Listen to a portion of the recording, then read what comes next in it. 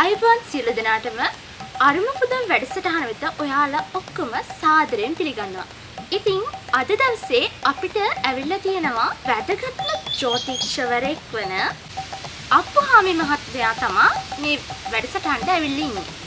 ඉතින් අප්පුහාමි මහත්මයා ඔබතුමා ගැන අපිට විස්තර ටිකක් දැනගන්න පුළුවන්ද? අයිබෝ වේවා හැමෝටම මම අප්පුහාමි ගමේ කොඩිවින අනවින තොලි බයිල් ඔය සේරම කරන්නේ මම තමයි. මම මෙච්ච දවසක් හිටියේ රට. ඔය ලංකාවේ මේ වැඩසටහනට මම ගෙන්නපු නිසා මේ ඉල්ලීම හක දාන්න බැරි කමට තමයි මම මේ ආවේ. ඉතින් අප්පුහාමි මහත්මයා ඔබට දැන් මේ ප්‍රේක්ෂක ජනතාව ඉදිරියේ එයාලට තියෙන ප්‍රශ්න වලට විසඳුම් ලබා දෙන්න පුළුවන් වෙයි කියලා මම හිතනවා. ඉතින් ගොඩක් කට්ටිය දැන් ඔබතුමාගෙන් එයාලගේ ජීවිතය ගැන දැනගන්න අවස්ථාව උදා වෙනකන් බලන් ඉන්නවා කියලා මට හිතෙනවා. හරි අප්පුහාමි මහත්මයා. එහෙනම් අපි දැන් ලග්න පලාපල වෙත ඉදිරිපත් වෙමු. එතෙන්දී අපේ ප්‍රේක්ෂක ජනතාවට එයාලගේ ජීවිතේ මොනවද සිදුවෙන්නේ කියලා දැනගැනීමට අවස්ථාව උදා වේවි. එහෙනම් අපි යමු. හොඳයි අපි යමු පළවෙනි ලග්නේ බලමු.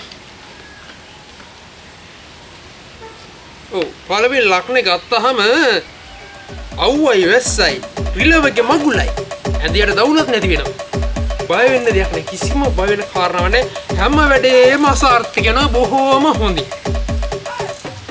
කොටමේ ගෝ පාඩියොත් බස් එකක් අතෙන්නේ නැහැ. සිකුර උච්ච වෙලා පාඩ බැස්ස වෙලා ඉඳන් කෙල්ලොන්ගේ ආකර්ෂණීය වැඩි වෙන්නේ නැහැ, අඩු වෙනවා. මේ දවස්වල යන්නේ බොහොම කටුව කාලයක්. ප්‍රශ්න ගැටලු ඉතාමත් වෙයි. ඔය දින ප්‍රශ්න ගැටලු කරදරකාරී තත්ත්වයන් සියල්ලම තවත් වැඩි වෙනවා. කිසිම ප්‍රශ්නයක් නැහැ. අතෝසෙම කිසිම ප්‍රශ්නයක් නැහැ. තියෙන ප්‍රශ්න සේරම විසඳෙන්නේ නැහැ. තව වැඩි වෙනවා විතරයි වෙන්නේ. ප්‍රශ්නයක් නැහැ. පළවෙනි ලග්නයට බොහෝම සුබයි. අපි දැන් යමු දෙවෙනි ලග්නයට. පොඩක් ඉන්න අප්පුහාමි මහත්මයා. අපි මේ අවස්ථාවේදී කේන්දර කොපියක් කරා යමුද?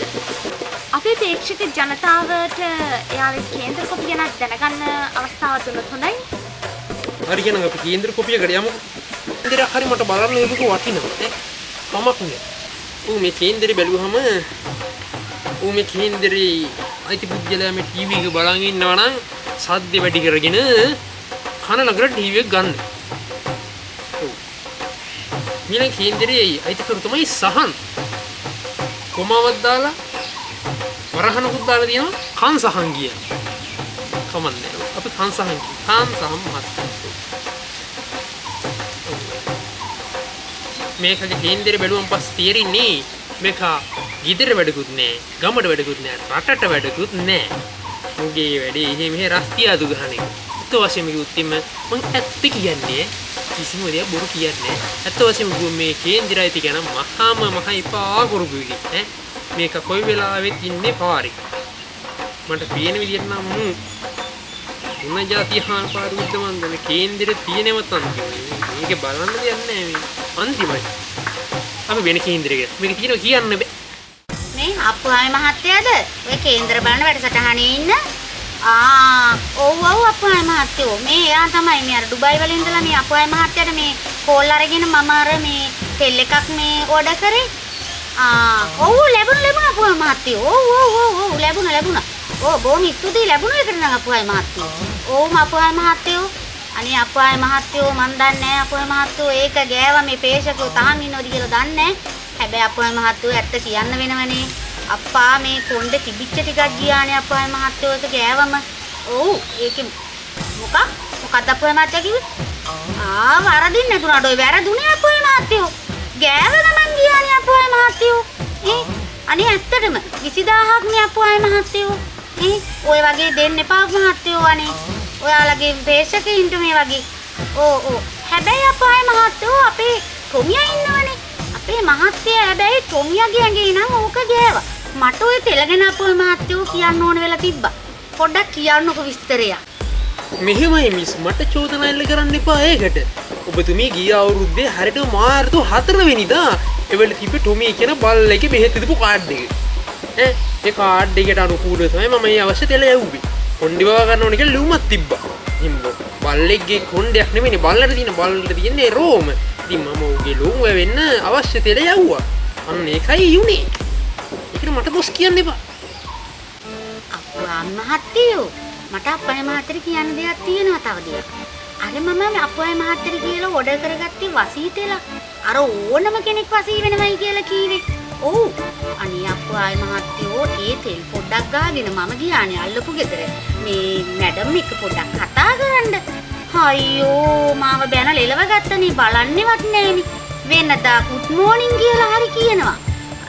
අද නම් good morning තියා පැත්ත බලාති බැලුවේ. ඒ පස්සේ තව තැනකට ගියානේ උක ගාගෙන මම වැඩ කරන තැනට. එතනත් අනේ මන්දා එන ප්‍රශ්න ගොඩක්. වසී උනේම නෑනේ අප්පුහාමි මහත්තයෝ. මොකක්ද අප්පා ඒ තෙල?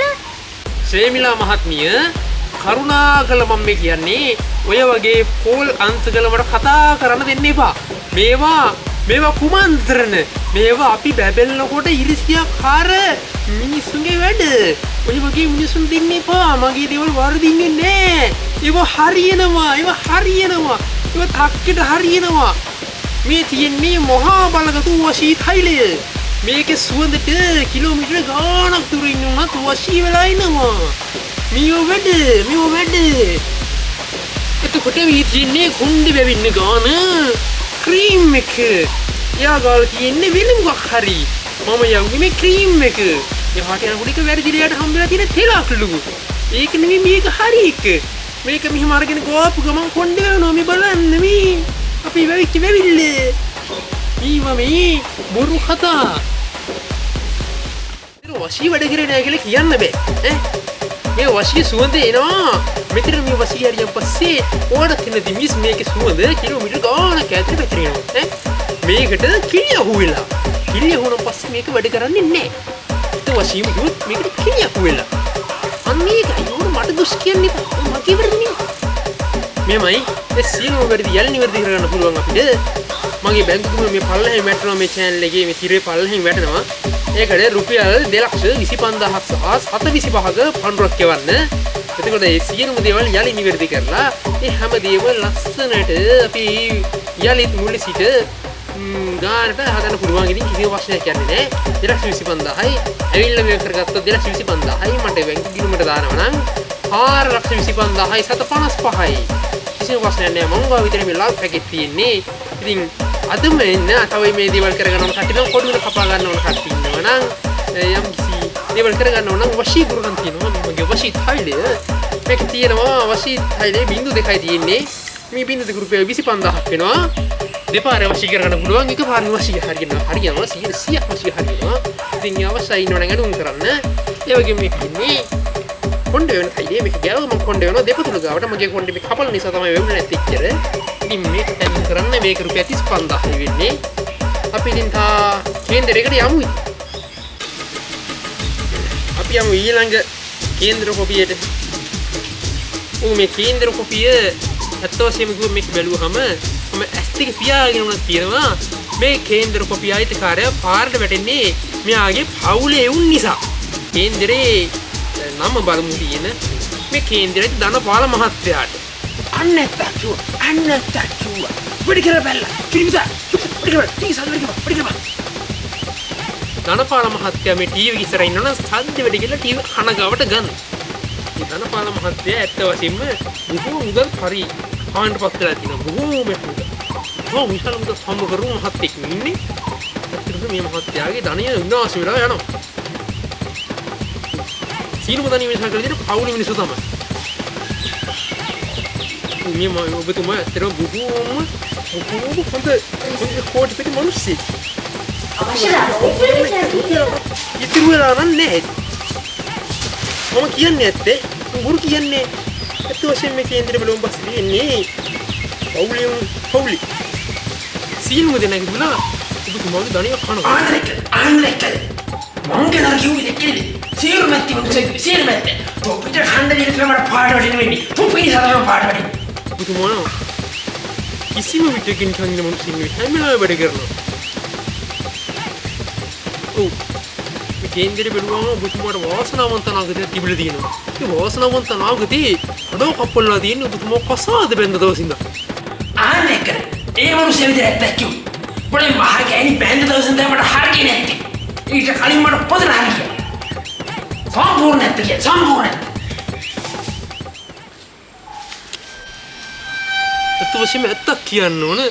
ඇත්තටම ඔබතුමාට දවස් නිගා කන්න වෙනවා. මුන්ට කවුරුටක් කන්න බොන්න දුන්නොත් ඉන්න. ඒක නෙවෙයි බං. මොකද බං ඔය කරන්නේ? අද මගේ දවස හොඳයි නේ බං. ඔබේ ලක්නටත් කො දවස මොවාරම සුබයි කියලා මට. මං රපුව මාත් ඉන්න කියලා. ඒකත් ආව වශිතෙන්. අයගත් ගොඩක් දායන. මගේ ක්‍රෂ් එකට පොඩි චැට් එකක් දාන්න මං හිටියේ.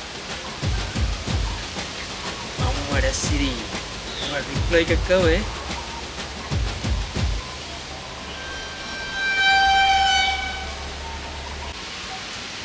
මොකද බං එකපාරට උඹේ මූණ අවුල් ගියේ? නෑ බං. ඒක මෙසේජ් එකක් දාලා ඉංග්‍රීසියෙන් කොල්ලන්ට නෙමෙයි කෙල්ලන්ට කියලා. අඩෝ නෑ. සිරාවට? කවුද බං උඹේ ඔය ක්‍රෂ් එක? මට පෙන්න බං කවුද බං උඹේ ක්‍රෂ් එක කියලා? පෙන්නන්න දෙයක් නෑ බං. ඔබේ බෙස්ටි තමයි මගේ ක්‍රෂ් එක. ඈ? බෙස්ටි?